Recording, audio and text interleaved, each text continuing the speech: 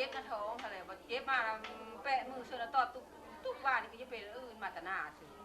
หน้ากาแห้งแหลงยังไม่ทันได้ดำไม่ตู้กาก็ให้พ่อดิมาพ่ออีกแม่คำไอ้ว่านะว่าละมาไอ้ว่านะว่าละมาจะหึงละคล้องยุ่ยบีนะแล้วว่าเห็นตายแล้วไม่มากกับย่าคือจะบอกเฮินไอ้ว่ากับคำโลฟังเอาได้ตื่นเลยยิบมาเลยเจ้ามีแต่ตัวที่ไม่ว่าคำตื่นพ่อมาเนี่ยไทยมีญาไม่ได้ครอบได้ครัวกับพ่อมาเนี่ยเราว่าเราก็จุ่มมันก็ดีเงินมันเป็นลายนึงน่ะหอบไปหอบมาอยู่เงินข้ามกาได้มากก็ซื้อยากินแล้วซื้อเรากินปูปลาซื้อไม่ได้ซื้อแต่ปูอิมูนแล้วหาซื้ออื่นๆเลยบางเงินหลายเธอเรามาอยู่ตะพีเสียมาหยามเลยเด้อตื่นเลยหยามแน่เราจะได้แต่เมียจะเห็นแต่เวลาปีแล้วจะได้นี่ก็มาเอาตะพีแล้วเอาพาไปที่ในบ้านเอาหน่อยบ่เอายังเอาเขาละยันบ่ได้กับมึงเนาะมันมามันตกอเมริกาไปเห็นเขาเสียดายแน่นอนส่วนน้องไทยบ้านก็พาไปรีดเอาเนี่ยเอาไปเลยอันนั้นว่าให้จะทะลังเด้เตือนเลยมาหยามเลยเด้อไม่ใช่ทองกาเราหาโยอายุเราฮอดเก้าสิบเท่าไรกันดีมือนักมือเบาเท่าหลายแล้วเดี๋ยวนี้ค่ะลงวันลงว่าก็ไม่ได้ลงพอจะไปเดินลูกเดินหลานนั่นแหละไปเฮลูกเฮหลานกับมือไปมือนี่แล้วมันไปได้ก็ไปกับเท่าแล้วอายุจะฮอด90แล้วมันก็บ้านห่างแห้งแล้งแห้งแล้งนี่นั่นเอ็นไฮเอ็นหน้าไม่ได้เงินจะค่ำเลยเอ็นหน้าเราอยู่ไก่ไม่ได้เงินก็ไม่ได้กินกองน้ำไก่เอ็นหน้าแทรกก็ไม่ได้ขายฮอดข้าวข้าวมือแปลงขายได้3 ปีแล้วพอได้เงินก็ได้ไม่ได้ฮอดทุนค้าปุ๋ยค้าน้ำค้าดินข้าวตุ๊กเราฟังแล้วค้าคลองเมืองค้าหน้าก็เขาเอาคู่ปี3 แสน4 แสนเอฟเงินตลอดเอสมีเอสก็ไม่เอาอยู่นะเอาเงินแต่ละปีเอาอยู่เอาหาไม่ได้ก็เอ็นเลยกับเป็นน้ำรัดน้ำหลงเนาะอยู่น้ำรัดกินน้ำรัดก็เอาเมนถ้าไม่ได้เงินแล้วก็แล้วหาเพื่อลูกกันบางเอ็นก็ยังปีนึงจะทะลักเพนสื่อไม่ใช่ในโจ๊กเพนกดกันเพนนั้นภาษาแล้วอยู่โด่งๆนะกระกุ้มตนเองเดินนึงน่ะ4 แสนแล้วอยู่4 แสนหาฝากปีนึง2 ล้านยังมีกุ้งปีนึง2-3 ล้านเขากินก็ยุ่งโตย่างเห็นกับวันนี้ค้าสิค้าห้องเห็นกับปีนี้เอา4 แสนปีนี้ค่ะค้าอันบนเห็นบนโน่นนั่นขอพักเขาเอา4 แสนปีแต่9,000 แสนปลายแสนนึงห้องใหญ่เท่าไรแห้งเอายักษ์ขึ้นไปขายเมย์ก็พอก็ไม่ได้เท่าเมย์นี่แหละหาเงินจะหาได้เลยปีเมื่อกี้ร้อนในอื่นก็เป็นซะนะเฮ้ยพังเราเอาไม่พังเตือนเพราะเราเอาแม่อยู่พี่เด้อแม่อยู่พี่เนี่ยเตือนทำไมเอาแม่อยู่พี่มาอยู่พี่เท่าแล้วอ่ะมาอยู่ล่าได้เตือนเลยอะไรสองสามสี่อะไรเป็นจังใดได้เวลาหน้าที่อันบันทึกใจนะมาฮอดมาถึงแล้วบ่ต้องเอาเสียใจนี่ทุกท่านมีน้องใส่ไปเลยมาใส่ที่เราเด้อHãy subscribe cho kênh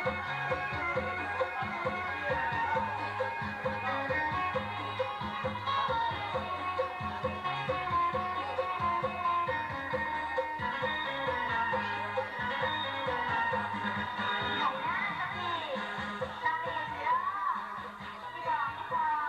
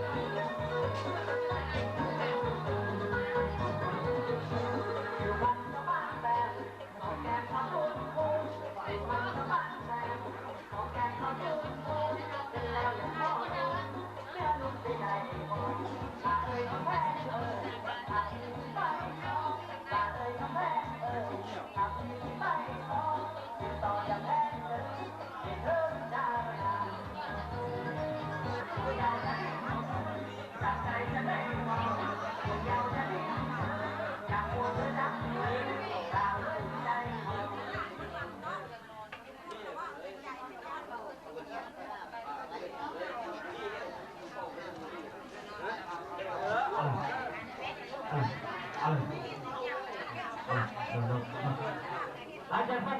เวลาตัดสินใจก็ได้ก็ฮอดมาถึงแล้วปัจจุบันที่เพิ่นก็ได้ผูกคอต่อแขนแล้วเนาะถ้าว่าผู้ใดที่อยากผูกคอต่อแขนก็อยากเพิ่มน้อยๆเนาะถ้าเข้าสมัครที่ถ้าว่าเขาเป็นไปได้ก็ทอดขึ้นต่อเลยว่าเอาปักตู้ดีเนาะชุดปักที่ว่าจะเนาะ ผู้ยืนบ้านคนม